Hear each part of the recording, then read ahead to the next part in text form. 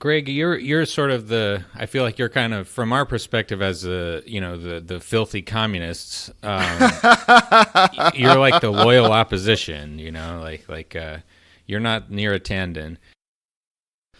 A quick reminder to the listeners that we've begun our Patreon. So we're putting out 2 episodes every week now. One that will be a bonus or locked episode for patrons who support the show with $5 a month, and everyone else still has access to the weekly episode. Our first Patreon episode is already up, so if you're so inclined and are interested, go check that out, and we'd greatly appreciate it.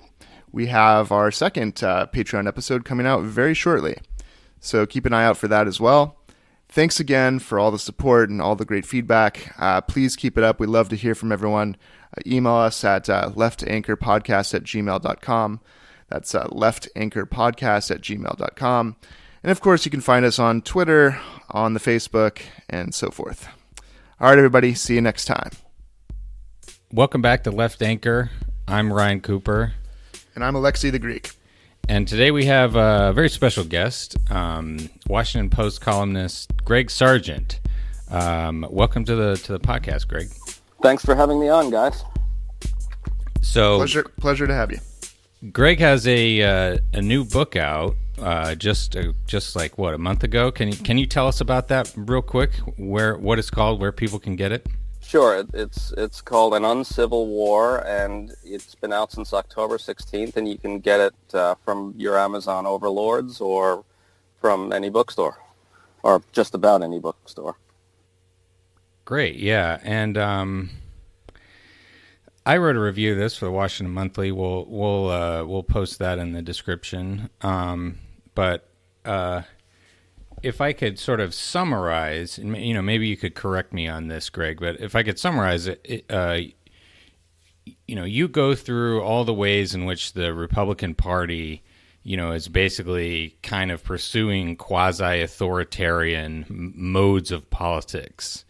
Vote suppression, rigging the district boundaries, installing just partisan stooges on the Supreme Court, et cetera, et cetera. And you conclude that, that Democrats should aim to fight that, and not by sort of counter rigging the election so that, like you're like disenfranchising old white people or something, but by like setting up actually legitimately fair institutions, like the sort of, U.S. government textbook of how America is supposed to work in theory. Is that a fair characterization? Yeah. What I argue is that Democrats, in responding to this kind of authoritarian power politics that really has consumed the Republican Party and that it has been using for a long time now, that the proper response is to try and strike a balance between not unilaterally disarming in the face of it, which means, escalating in certain respects where it's appropriate and maybe defensible and could be effective, but also moving to take off the table wherever possible this type of tool that they've been wielding.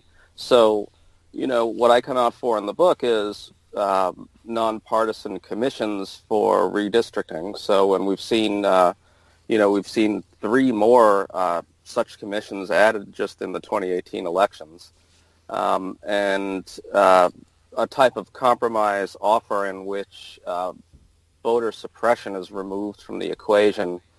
And I should say that I really try to set up an ideal. I understand that a lot of this stuff is hard to achieve, but I try to articulate what seems to me to be like a framework for approaching this stuff. We're going to have a very big debate among Democrats. It's already started. You've been involved in it.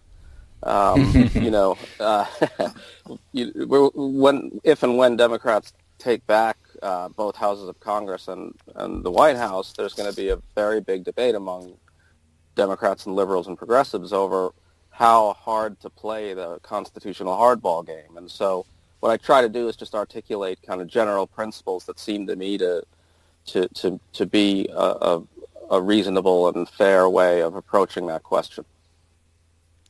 And the book is very, it's very careful, very, very fair, and I think, it's definitely worth going through because there's a lot of stuff that's sort of going on under the hood, in American politics that people aren't aware of. And I think one thing maybe worth emphasizing is the very idea of gerrymandering in the sense of partisan legislatures being allowed to draw their own district boundaries is so outrageous that that doesn't even occur to people in other countries as a possibility. And the United States is, from what I've read, the only country in the world where this is allowed. Because it's like the very first thing you do when you're writing a constitution. Well, of course the freaking politicians can't draw their own districts. That would be ridiculous. But that's where we're at. This is our 18th century constitutional framework, which is still sort of staggering on step by step. Well, so you actually see sort of a spillover effect from it too, right? So look at what's happening in Wisconsin right now. Just to catch everyone up, you guys know this, but a Democrat won the gubernatorial contest, and the Republican legislature has responded after he was elected by stripping his powers in various ways. Now, that becomes a lot more outrageous when you realize that the Republicans control the legislature precisely because of partisan, hyper gerrymandering. So, not only did they entrench their power through quasi-illegitimate means, but they are now using it to strip the powers of actual majority, governor who after he won. And, of course, they wouldn't have done that if a Republican had won. So you can actually, it can compound itself in its lack of legitimacy. Do you think Republican voters care for the most part? I mean, seriously, we assume as leftists or I think I see Democrats especially assume that merely the charge of being anti-democratic will have efficacy amongst the broader population. But we've seen in polls and various responses to Trump's authoritarianism and anti-democratic mode of politics that it seems to be favored, and the power grab itself seems to satisfy at least the base. So I'm wondering, in this effort to become more democratic and to push for these procedural reforms, is there something politically that needs to be done beyond just appealing to the conscience of the voters who seem thus far not to really care? Well, it sort of depends on which voters we're talking about, right? It's absolutely true that Republican voters are perfectly fine with Republican politicians using all these, quasi-authoritarian tactics. In fact, in the book, I run through a bunch of polling on this question. You actually do see Republican voters deciding that fictional voter impersonation fraud is a bigger problem than voter disenfranchisement is. And, the bottom line is that there isn't voter fraud and there is voter disenfranchisement. I mean, it's just reality, and they're simply not in touch with that reality, or if they are, they don't care. One of the most interesting interviews I did for the book was with a Republican pollster who's, he's a prominent guy. He's named in the book, and he candidly talked about why Republican voters support these types of authoritarian tactics. This is a guy who has done, years and years of focus grouping and polling among Republican primary voters for Republican candidates of all different kinds. And what he said is that the Republican electorate is deeply convinced that there's a shady alliance underway between Democratic voters and minorities and undocumented immigrants, in which, Democratic politicians and minority voters and undocumented immigrant quote-unquote voters, in which Democrats use social spending to buy the support of these voters who often vote illegally for them. And so once they're persuaded of this, they greenlight any tactic by Republicans in the belief that it's actually a legitimate response to what Democrats are doing, which they aren't doing. But that, and what I took away from that mainly is that for Republican voters, voter suppression efforts really are very much about race, right?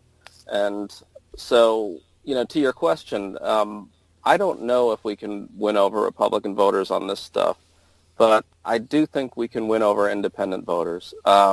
It seems to me that independents really have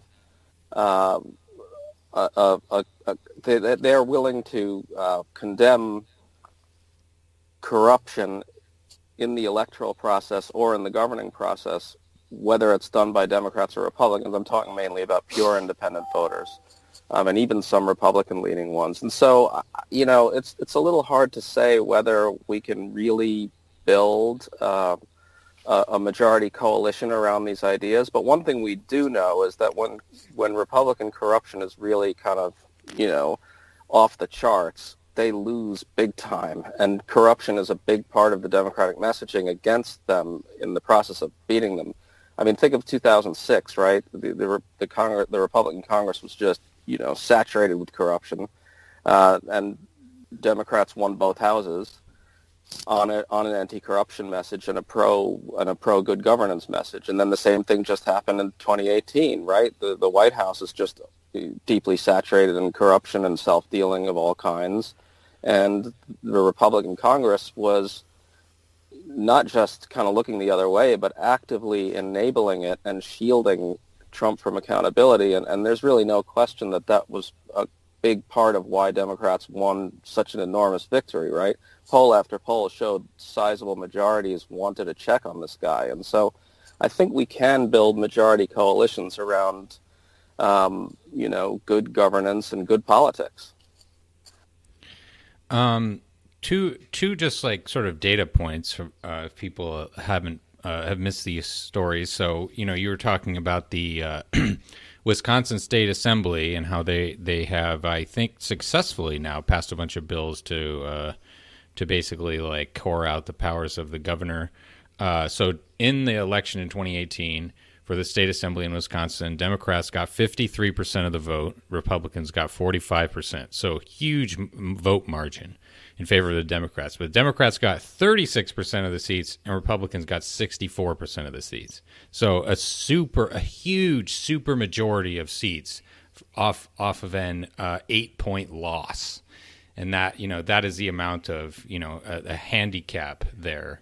Yeah, it's incredible. I mean, that's what I'm talking about, this compounded corruption, right? Like, they shouldn't even be there, and yet they are, through quasi-illegitimate means.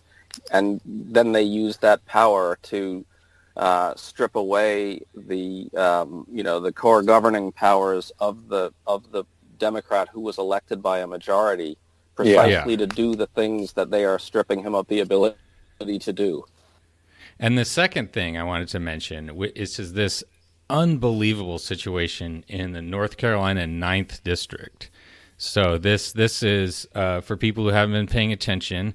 It's a scenario in which it appears virtually certain that a paid Republican operative in one or two counties, like Bladen County and Robeson County, I believe, in this district, was basically conducting an electoral fraud scheme, not a voter fraud scheme, not a scheme in which like voters conspired to do illegal voting or whatever, but in which someone controlled the machinery of electoral administration, specifically absentee ballots, which he illegally, it seems, paid people to collect and then, in some cases, fill out for themselves, and then probably destroyed a bunch of them for the Democrat who lost by like 900 votes, and it looks very possible through the election to the Republican in this way. And the Republican response to this, just this is basically how the Iranian conservatives stole the election in 2009. That sparked the the green uprising in Iran. The response from conservatives in North Carolina is we need to stop people from voting from absentee ballots altogether, except for troops. Because look, you said there's no voter fraud, but there's voter fraud. We did it, But also, we should certify the election immediately and stop complaining. So, just the amount of bad faith is it's mind bending, and you see that there's no bottom here. It's just like bad faith all the way down. You're never going to get. That is exactly right, and a lot of these voter suppression and gerrymandering efforts are also saturated with the same kind of bad faith, although maybe they don't cross into criminality, right? Yeah. I mean, the notion that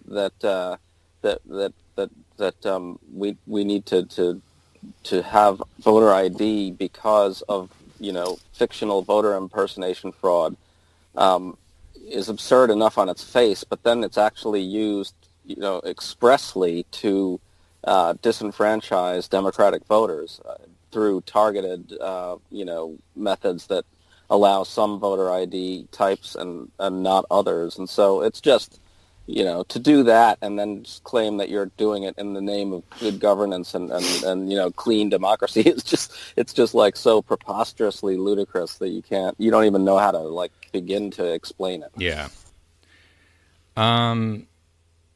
Any thoughts, Alexi? You got a question? Yeah. So, I mean, I have a number of questions. The anti-democratic actions of the Republicans have been and are always clear and upfront, and they seem not to bother the supporters.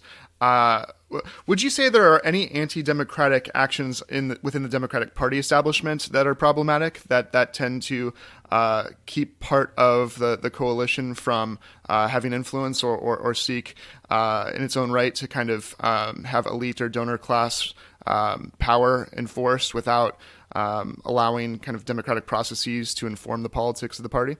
Yeah, I mean, I think in 2016, the DNC got, pretty problematic at times, although it was very complicated. I actually did a fair amount of reporting on some of the bigger stuff and around the debate schedule. I don't know if your listeners remember, but Hillary Clinton, our listeners remember everything. Yeah. But Hillary Clinton's campaign wanted to limit the number of debates, and they essentially were in talks with the DNC over that, and it was a little more complicated than it was often portrayed as, because the DNC was in some ways in a legitimately tough spot because some campaigns wanted one thing, other campaigns wanted another thing, and they kind of had to get the balance right. But I think it's pretty clear that the DNC erred on the side of limiting the debates in a way that favored Hillary, and that that's pretty questionable, I thought. And I think we're going to probably see a bit of a different landscape this time around, because there's not going to be like one establishment favored in the same way. But I think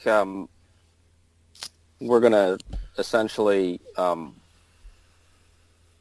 really put them on. We're going to have to put them on notice that kind of thing can't happen again, because the field could winnow down, right, to a sort of more donor-friendly candidate, and then maybe a more a social democratic candidate, and at that point we could start seeing some of the same stuff. And I'm just hopeful that they don't that they don't have a rerun of it. Well, apparently Liz Brunig started the 2020 primary already. Apparently, the whole uprising for and against Beto has launched 1,000 ships. I don't know. Seems to be underway already. Never a dull moment. Yeah. I've got a question. I sort of brought this up in my review, but I guess maybe we could start with how kind of responsible good governance type of just like basic democracy stuff may shade into what I would label as kind of, political fecklessness. And I'm thinking of, Nancy Pelosi in 2010, right? Or no, in 2009, I believe, when the Democrats came in, the first thing they did was they put in PAYGO, right? Which is that any new, with some exceptions, I believe, any new spending has to be offset with new revenue or, some sort of spending cuts. And that, in the context of a recession, especially like the worst recession in 80 years, that was just like really stupid, because it handicapped their ability to spend in an environment in which spending was even looking at it from a technocratic sort of economic productivity standpoint, was absolutely the thing you should be doing as much as possible. Just fling money out the door. Who cares if it's not even getting anything very good? Just get it out there. And it seems as though she's going to do the same thing again, And I should add actually that when the result of all this, Obama boasted about his cutting the deficit, continually over his whole presidency, because it was really big and he managed to whittle it down. The result of that was that Republicans just had a lot of budget headroom to give a giant tax cut to the rich whenever they took power in 2017. And so I guess on that question, do you think that Democrats there's a danger of Democrats thinking they're being responsible when really they're mainly just enabling, Republicans? I mean, it's a really difficult question, right? Like I should say right out front that I agree with you completely on your diagnosis of what she did then and what she's doing now. That it's basically folly. It's a little bit of a different type of question from hardball politics and procedural warfare questions, right? We're talking about spending questions around self constraints on budgetary matters versus self constraints on kind of political and procedural hardball, which are a bit different, I guess. Yeah. But generally speaking, I think that this is actually, the core problem, as I understand it, and this applies both to what you're talking about and the procedural stuff, is that if one side is just operating in total bad faith, and twisting the rules in every conceivable way, and capturing the political machinery, as you put it earlier, to manipulate outcomes that are counter-majoritarian, or to use your area, just acting in total bad faith on the deficit. If one party is doing that, then how does the other one respond?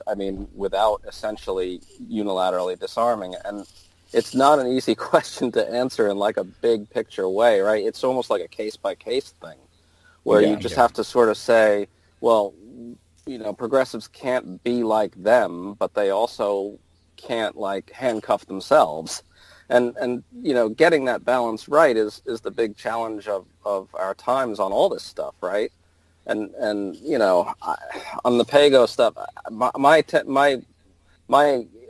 instinct is to argue for more spending and less kind of deficit hand wringing than most mainstream Democrats are seem to be comfortable with. So in that sense, like Republican bad faith on deficits really is something that Democrats should be a little bit more forthright in dealing with than they are. So I agree with you on that. Yeah. Well, let's think about this procedural question though. I think maybe the biggest sort of structural obstacle to Democrats having unified control of government now is the Senate, which, from what I've read, the median state has a Republican tilt of about +6. So, like, it's just structurally, just like incredibly, biased towards Republicans as a result of just like the distribution of population and how like the state boundaries are drawn.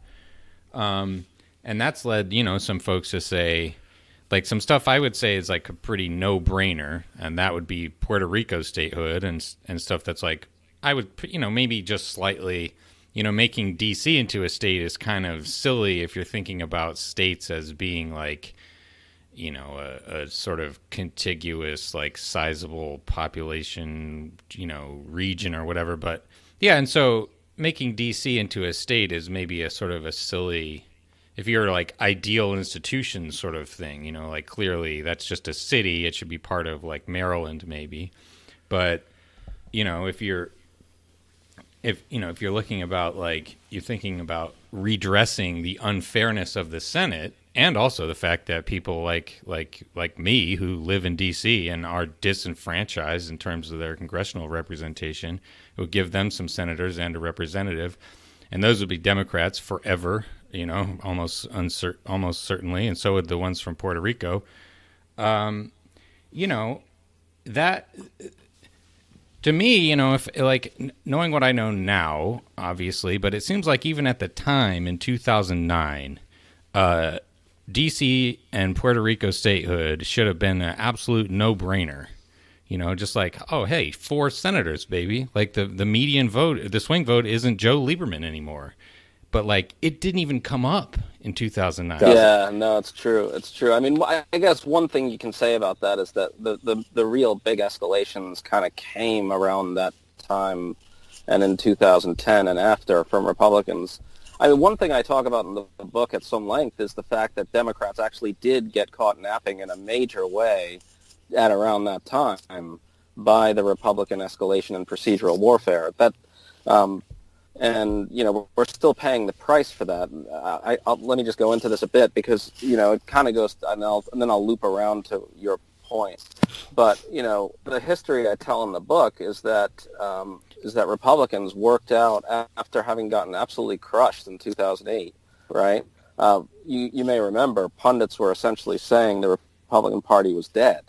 And, Obama's victory, which was, powered by this unprecedentedly racially diverse electorate, really seemed to signal long-term demographic doom for Republicans. And so their response was to develop a plan to take over as many state legislatures as possible, not just because they wanted power in the states, but as part of a national strategy, which involved targeting specific races, spending on specific races where they actually had a chance of capturing, one legislature or developing a super majority in one, with an eye towards a national gerrymandering scheme, which would turn the House of Representatives, in effect, into kind of a fortress against these kinds of, majoritarian trends when the directions of them. And Democrats really were caught asleep by that. And the Obama presidency was hobbled pretty badly by the Republican House. We're still dealing with that now in what we just talked about earlier, places like Wisconsin that are, hideously gerrymandered, and they shouldn't even be controlling the legislature. Then they're doing all sorts of, other anti-majoritarian tactics and so forth. But to get around to your question, it's like, the bottom line is Democrats just have to confront forthrightly what the Republican Party has really become and kind of act accordingly. And so, I write about D.C. statehood and Puerto Rican statehood, and it seems to me that those are, pretty appropriate responses. It's not like they actively disenfranchise Republicans or, are somehow procedurally, illegitimate. So the big picture is that the progressives and Democrats just have to understand what the opposition is willing to do and confront it accordingly.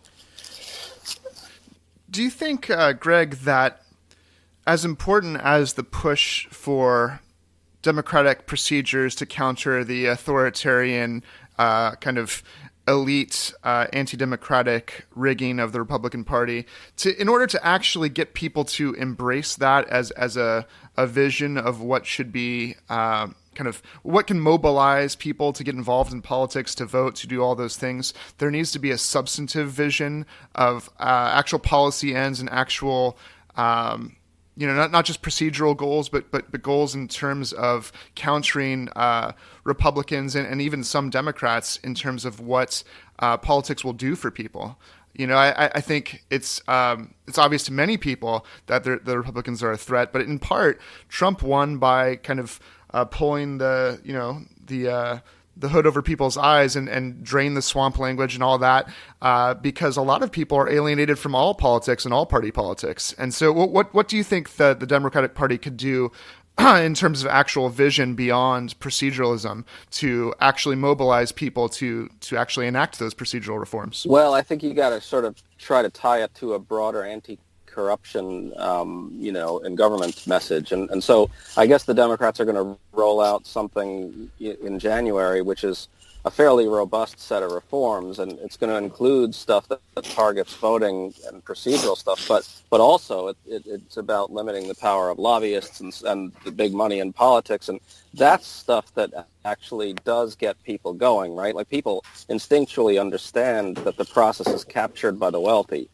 And so if there's a way to kind of tie, the stuff that sounds procedural and kind of mind-numbingly technical to kind of broader messages about just making government work for people and not for just moneyed interests, then I think we can sell them that way. Things like automatic voter registration, I think people also understand early voting. Those are things like the very basic concept of making voting easier is just very popular, right? And so that's like a simple way to talk about procedure that is, I hope, resonant. Yeah, that's interesting. I think people might overlook a bit, like Alexandria Ocasio-Cortez was very successful for a number of reasons, but one major reason was people saw very clearly that she was not a candidate of the donor class. She was not being funded by special interests. And the fact that she wasn't made them, I think, open to her ideas about Medicare for all and these very progressive policy things, because they didn't just assume that she was captured in some way and therefore discounted her ideas. Yeah, I think that's a really important point, right? I mean, the big picture that everybody, large majorities understand very clearly is that the process can be captured by special interests and the wealthy. And so, once Democrats, and of course, that gets into a bunch of other debates about how far Democrats should go and in countering, corporate PAC money. And by the way, it is a really, really heartening development, I think, that you're seeing more and more Democrats, forswear PAC money, right? And that's kind of a sign that Democrats are getting more serious about what you're talking about, which is, sending a message up front immediately that they're not captured. And so, yeah, I think that's going to be important to selling pro-democracy reforms. Greg, you're sort of I feel like you're kind of, from our perspective as the filthy communists, you're like the loyal opposition, like you're not near a Tandon. And I feel like something like liberals tend to worry about. You think of someone who's just like let their radicalism and their bitterness towards the status quo like completely overwhelm any sort of sense of decorum or norms or like respect for like bourgeois institutions. Like somebody like Lenin, a really hardcore guy. And I think, you look at the record of that type of radicalism, and it was, it's just a disastrous humanitarian catastrophe, and basically a failure in terms of a attempt to achieve some sort of just outcome. But I think, like from our seat, I look at someone like Chuck Schumer, and I see like the sort of converse problem. Like looking at him out there, a few months ago when he was doing his like gas, he was like, gas prices are up and it's Trump's fault. And it was just like, he looked tired, he sounded tired, and the messaging was just exhausted. And it's like, I guess it's not really about procedures per se, but just about like, are there, I think Pelosi has some of this.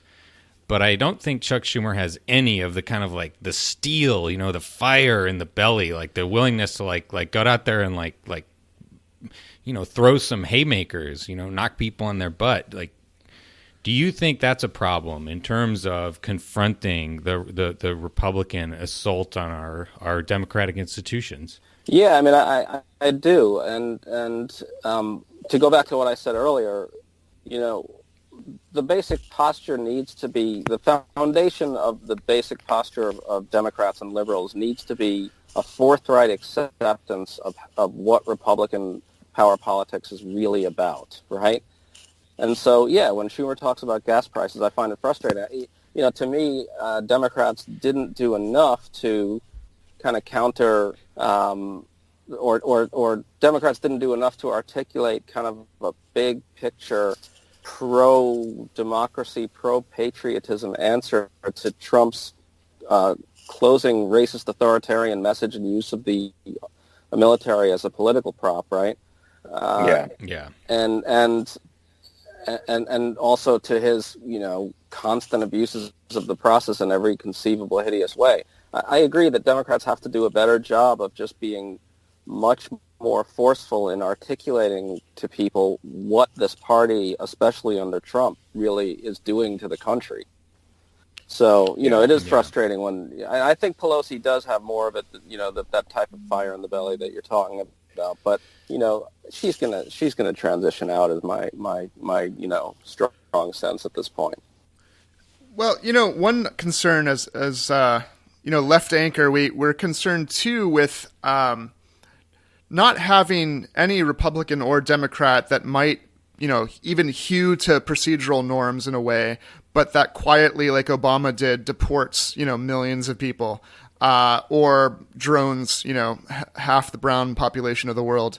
And so I wonder if there isn't a moment here that we're risking passing us by, where, as terrible as Trump is, we can take advantage of this crisis and offer very, very progressive policy positions that can basically go to the heart of what both parties have neglected over, you know, decades.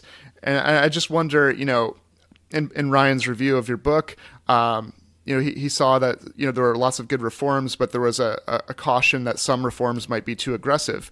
And I wonder if that's not what we should worry about at this moment. Well, maybe not. You know, to go back to what you were talking about at this opening that Trump's providing, like take immigration, right? Like I just don't think that there's really any way that Democrats can ever go back to that kind of accommodationist position that Obama held. And Ryan, you've written about this well, I think. You know, Obama essentially founded his immigration agenda on the idea that Republicans could be won over through kind of a combination of Democrats showing a willingness to do tough enforcement and also offer a sensible kind of middle ground solution. And we discovered that they're just too wildly radical on this issue. And so Democrats, the abolish ICE stuff, you know, we keep hearing, you know, centrist Democrats cautioning about that, and I find that frustrating, right? Like, to me, the issue isn't that quote unquote abolish ICE, whatever that means exactly, is too radical. The Democrats need to essentially stand for a complete rejection of xenophobic nationalism and cruelty in immigration policy, and so, in that sense, I would agree with you that there's no going back to, I sure hope there isn't anyway, going back to that kind of accommodationist position. On the procedural stuff, I guess what I try to do is strike a balance in the sense where I say that, you know, and this is I'm articulating a principle here, right? Like, to me, progressives win when the process is good and democratic. So to me, the big picture is that I don't think progressives can embrace anything that is fundamentally illiberal, if that makes sense, right? Like, to use the example that Ryan brought up early in the broadcast, you know, there's no way Democrats are going to support, you know, voter suppression efforts targeted at aging white people, right? I don't think any progressive would support that, right? And you know, Democrats, by the way, have a long history of terrible gerrymandering too, but after what Republicans did in the last decade, I can't, you know, it's unthinkable to me that they would do it at this point. They can't, I mean, right? Like, so it's to respond to your question, Alexi, right? So you kind of do have to worry a little, right? Because we don't want to stray into essentially kind of following the nihilistic right into this kind of authoritarian politics, do we? So, and look, there are going to be cases where we disagree. Like there might be one thing that I think is a little too aggressive or illiberal, and someone else might think, well, it's actually kind of justified. That's fine. What I want to, establish as a basic principle is that we, not everything, we can't do whatever we want, basically, right? There have to be some limits on procedural hardball and that sort of stuff. Oh, absolutely. No, I think if anything, the left or leftists that I'm referring to want to make things more democratic, I suppose, rather than less. Right, and so those are things like things like automatic voter registration are, those are major reforms, right? And those are pro-democracy reforms, and I write about in the book endless, a lot of stuff about why I favor that.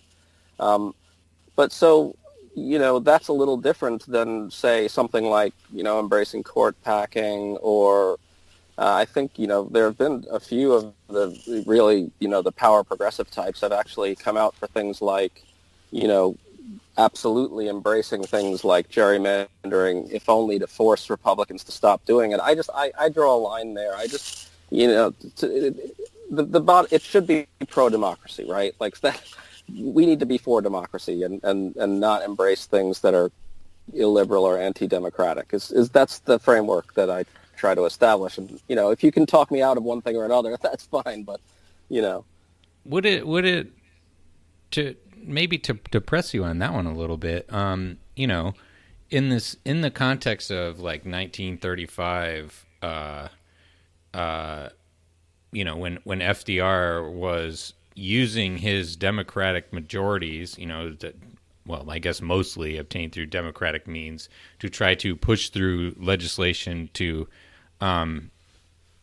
fix the Depression that was like threatening to destroy the country and the world, and the Supreme Court kept striking them down on like basically Lochner Doctrine horse shit.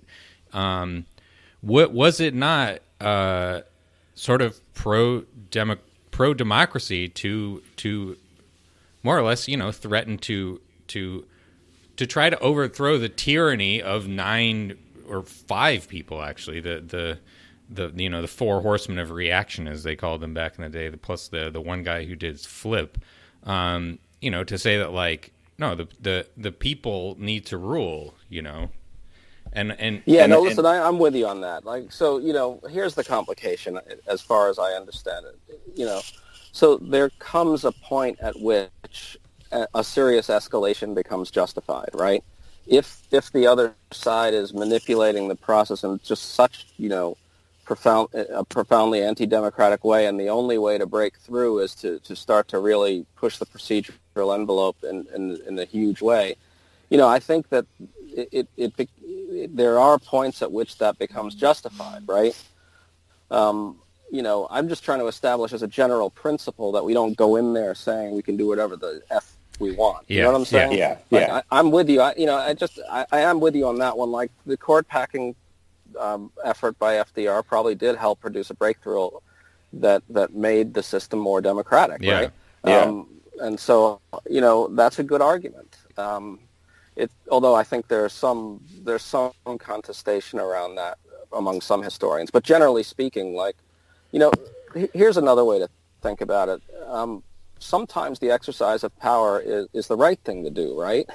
Yeah. Because, I actually quote a political theorist in there who's now getting kind of beaten up pretty badly by the left, but he did well on this one thing, William Galston. He's getting knocked around right now, understandably, I think. But on this one point, he was really kind of prescient and sharp. He said that, hardball is political hardball. This is an old essay, right? And it's remarkable how well it holds up right now. He argued that political hardball is actually not just justified, but the correct thing to do, because voters are entrusting you to use their power, to use their power and their own power. Yeah. Right. Yeah. And so not using it is in a way kind of an abdication, and I agree with that. Like I kind of embrace that. It's just and the types of situations you're bringing up really, I think, illustrate that. There comes a point at which you do need to use power. I just think that the complication is to get it kind of right and really figure out when it actually is justified and when it crosses over into something that seems in some fundamental way, anti-democratic or illiberal. Would you agree that Democrats tend to hamstring themselves when it comes to, say, bold programs like Medicare for all or whatnot, when they want to have all the policy details ironed out before you can even discuss the possibility of it being proposed, and such kind of hamstringing of a more progressive policy vision? Yeah, for sure. Look, I'm hopeful that that the Democratic nominee campaigns on Medicare for all and doesn't sort of get warned into embracing a popular progressive policy, or doesn't get warned off of embracing a progressive and popular policy by the centrist hand-wringers, for sure. Democrats often do hamstring themselves, and we're going to see a lot of it this time again, I think, unfortunately. Yeah. But it's complicated, though. In if you look at the 2018 elections, Democrats won the biggest, raw popular vote margin in a midterm in U.S. history, and they did it in kind of Republican-leaning areas, and they did it kind of by essentially letting the candidates kind of do whatever they thought was right to win, right? And so you had this kind of interesting combination of very progressive candidates winning in not just, heavily Democratic areas, but also in some red-leaning areas. But then you also had kind of the, more moderate Democrats winning in tough areas too, right? By embracing just pragmatism and talking about fixing roads and funding schools. And so I'm kind of a big believer in letting candidates just do whatever they want. Whatever they think is right to win, in terms of, what they embrace. So yeah, as long as they don't then put Manchkin, or as I call him, Munchkin, in charge of energy, right? That is just inexplicable. It's just yeah. I mean, that's just, Schumer's not going to stop that. No way. No, he's not. It's very frustrating for sure. Anything we haven't touched on so far, either in your book or otherwise, that you think in this moment? I mean, there's a lot going on with Trump and the Cohen stuff. So, just anything that you'd like to talk about that we haven't touched on? Yeah, and here's something that actually relates back to the topics that we've been, or the broader themes we've been talking about.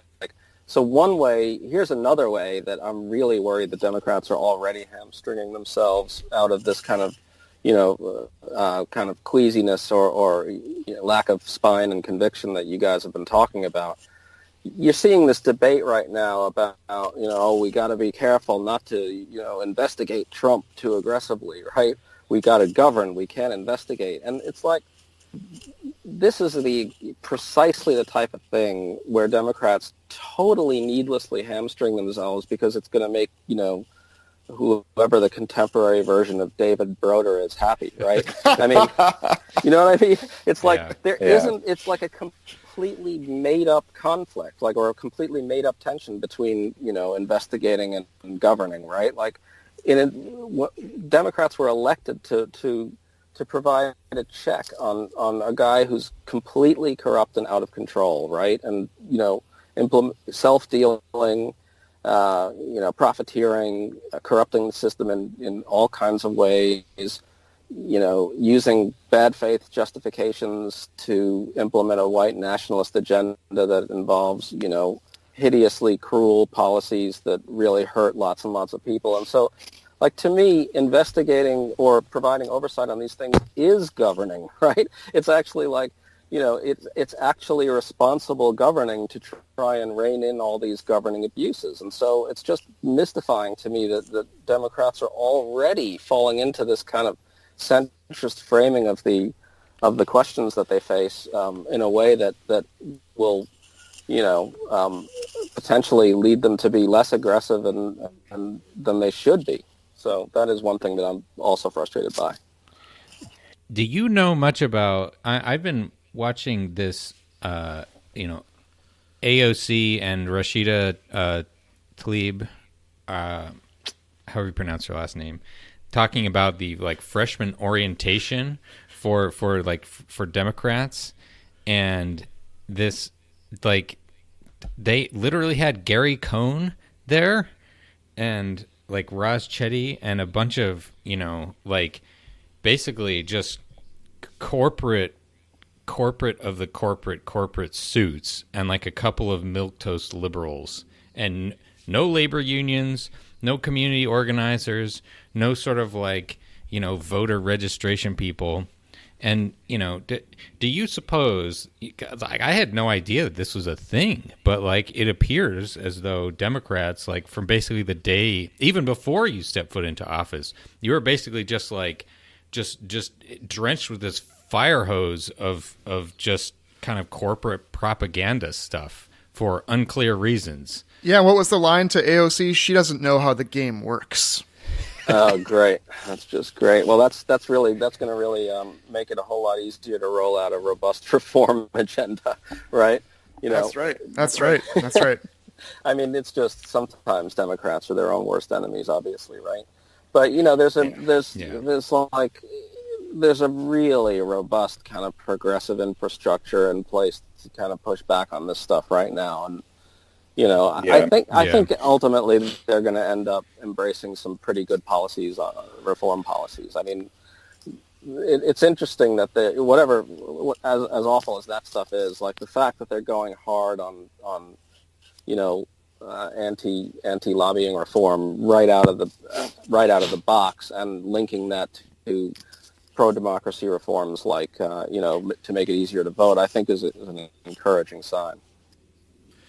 Did you see the Jonathan Chait piece where he made it clear he's not a leftist, he disagrees with the leftists, but he thinks we need the left to be the extreme of the right wing, which has become the extreme version of itself, in order for liberals like Chait to get their compromise. We need the left more than ever. Do you think we can persuade all centrists of his vision that even centrists are served by supporting the left vision, so as to counterpose the right's extremism? Well, it's kind of it's the contemporary version of FDR's "Go out there and make me do it," right?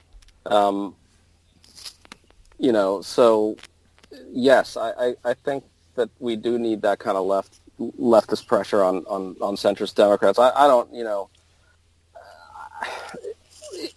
to me, the likelihood of them rolling out some pretty good policies right out of the gate seems high, right? I mean, the package that's coming looks good to me. I haven't looked at it that closely, but it looks like a real reform agenda. And so, it's a little hard to imagine the Democratic candidate in 2020 not being for some version of Medicare for all. I mean, don't you guys think? I mean, it's a little hard to see that, don't you think? Absolutely. Yeah, I mean, it's like half the contenders have already embraced it. So, even just to not appear hypocritical, there'll be a big push. Yeah, right. I mean, so it's hard to imagine someone getting through the primary without being,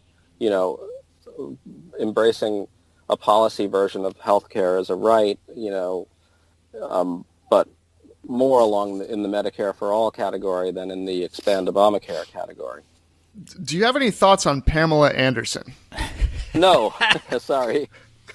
Are you sure? Yeah, pretty much, yeah. No, but it's interesting that the riots in France, as just perhaps a final thing to talk about. For some of our listeners, it's quite confusing because there's questions about whether they're leftist, whether there's reactionary elements. Well, it seems like the proposals were progressive because they were to fight climate change and there's carbon taxing. But then there's kind of a leftist argument that, except that the state had pushed all these diesel engines on the population for so long, and now they're being told that, sorry, tough luck. Now you have to pay up for doing what we told you to do. As in terms of policy, when it comes to progressivism, do you think that sometimes class is ignored and the effects of those who struggle to actually deal with the ills of capitalism surprisingly, that kind of comes into play even when seemingly progressive proposals like a carbon tax are on offer.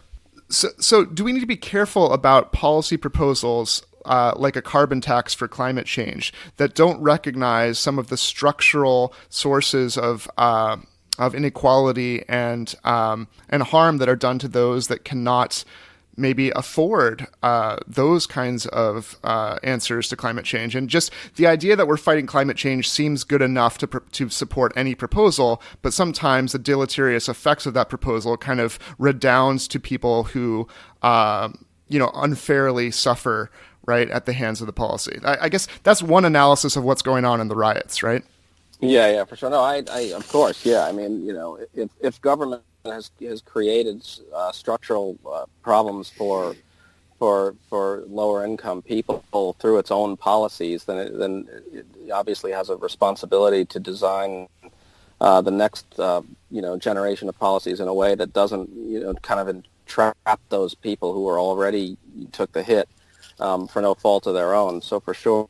So just to end on, I don't know if this is really a light note or not, but I don't know if you saw Trump's tweet about the Paris stuff.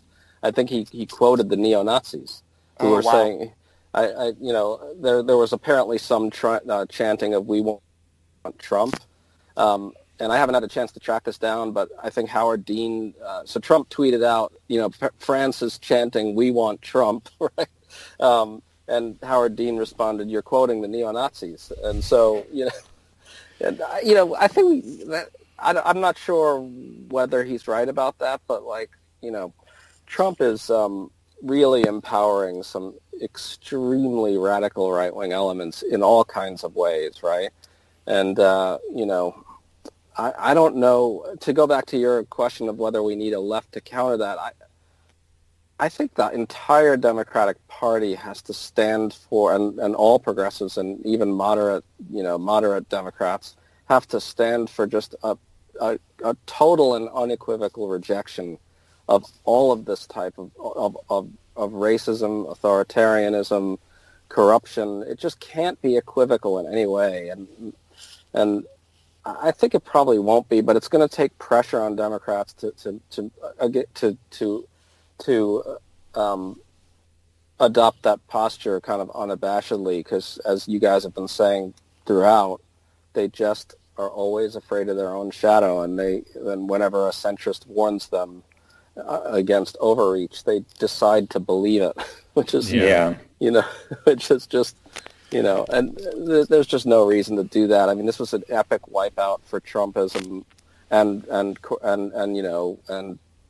Republican plutocracy. So, actually, that's a point worth talking about a little bit, right? So if you think about what Trumpism is, right, it's the authoritarianism and the racism and the the cruelty in deportations and locking up immigrant children and so forth. But it fuses that kind of ethno-nationalism with a full-on embrace of Republican plutocracy, right? They tried to shred the safety net by doing away with Obamacare. They passed an enormous tax cut for corporations and the wealthy, and I think it's worth saying that all those things were rejected in this election, and so Democrats don't need to say to themselves, they don't need to say to themselves, everyone hates Trump, right? What they should say to themselves is, everyone hates racism, authoritarianism, and plutocracy, right? Exactly. So that's the way to get Democrats to embrace a true kind of populist or progressive populism, maybe continually pointing out that was what was rejected. You know what I'm saying? There's a tendency to sort of slip into thinking, oh, it's just everyone hates Trump because he insults women and so forth. Right, yeah. You know what I mean? It's but that's not what happened, right? No. Democrats campaigned on a stronger safety net, on saner immigration policies, and against tax cuts that will, loot social insurance for the elderly in later generations. Right. That's right. It's as awful as Trump is, and maybe some people didn't like Hillary, and as much as they like Alexandria Ocasio-Cortez's personality and Beto's handsome, it's actually not about any of that. It's about the actual vision, right? It's about the underlying response to these conditions. Yeah, I think that's true, right? I mean, Trumpism and Republican plutocracy suffered the biggest midterm election shellacking in U.S. history. There's no reason to limit our interpretation of that in ways that hamstring us. It's just, yeah. I think that's it. If the left can attack plutocracy from a leftist position, I think we'll be in good shape. And then maybe to go back to your original point, that's how you link it up to voting reform, right? The answer to plutocracy is better democracy, and not we're not going to be captured the way they are, and so forth and so on. And so this is going to be a perpetual argument with Democrats to get them to learn the lessons that their own victories right teach. Yeah. Thank you for your time, Greg. Really appreciate it. Yeah, Greg Sargent. Yeah, the book is called An Uncivil War, available from your preferred literature distribution facility, and look for it in stores near you. Thanks a lot, Greg. Thanks very much, guys. Last but not least, we have a friendly reminder that we have a Patreon. You can support the show with $5 a month and get an extra episode every week. We really appreciate the support, and it helps us keep this going.